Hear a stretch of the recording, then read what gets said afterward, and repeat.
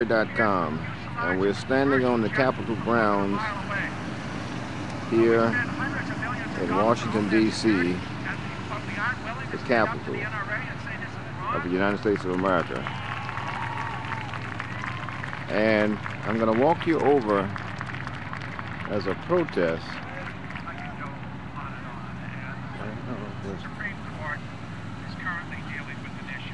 that's being held right in front of the Capitol.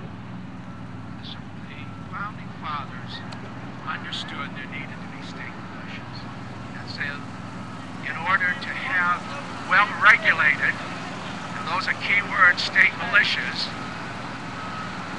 citizens need to be able to keep and bear arms. But it is for that qualifying purpose. And that's what the Supreme Court has ruled previously.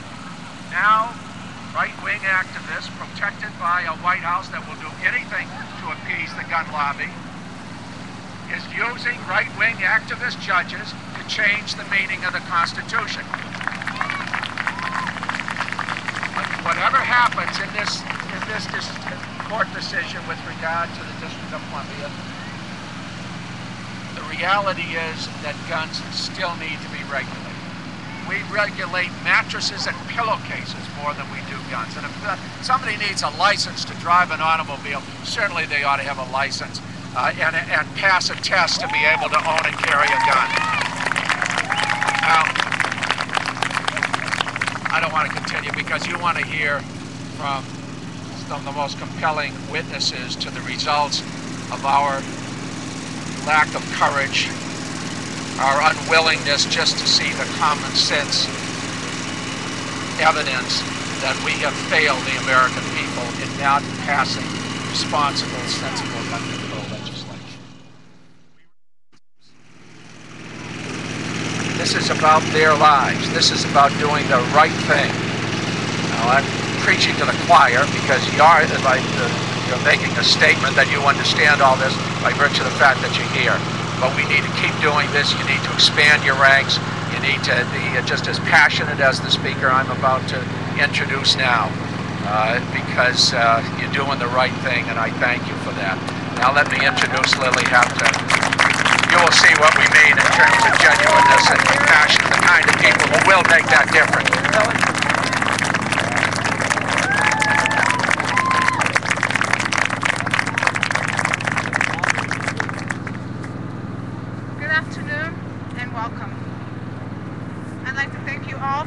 Time out of your busy schedules and coming here today. It means so much to me and many of the survivors and families of the deceased victims that you're out here fighting for responsible gun laws in America. I'd especially like to thank my good friends and new friends who traveled all the way from Virginia, Texas to be here supporting me in our efforts for tighter gun control. Thank you all from the bottom of my heart for being here. We're here today united in the belief that we have the power to make changes that could save lives. My name is Lily Haptu, and if you don't know my story, let me share it with you. A year ago, in this very day, I was attacked in the safety of my classroom. I was a victim of gun violence because a dangerous individual brought a gun onto campus and changed my life forever. I was shot not once, I was shot not twice, but I was shot 3 times. Once in the head, once in the jaw, and one in the wrist. I have to live with the bullet that will remain lodged 1 millimeter away from my brainstem. My family and I have suffered immensely.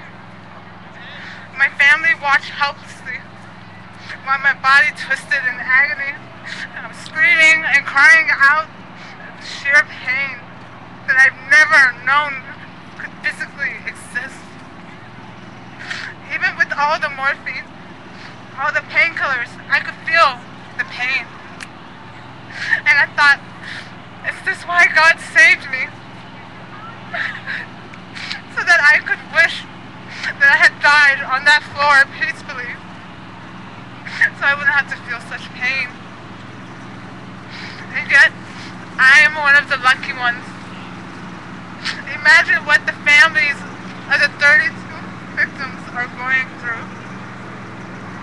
These are wounds that will always remain open, and with every shooting, we relive these darkest, horrific moments of our lives. I will never truly heal from this tragedy. How does one truly heal when their sister, brother, father, mother, cousin, friend, any loved one has their life stolen? A bullet doesn't discriminate whose life it steals. A bullet doesn't discriminate whose family it will tear apart, whose home it will destroy. Why would you risk letting gun violence destroy your life? We have suffered enough for all of America. Let our tears be enough. Let our bloodshed be enough. What has happened to us, we cannot change.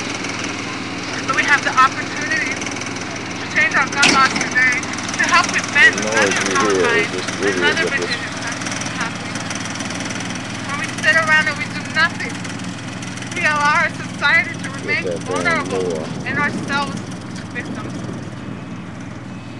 We can help prevent gun violence from reaching our homes, touching your lives, but we must work together, beginning right now, so another Virginia Tech tragedy does not happen.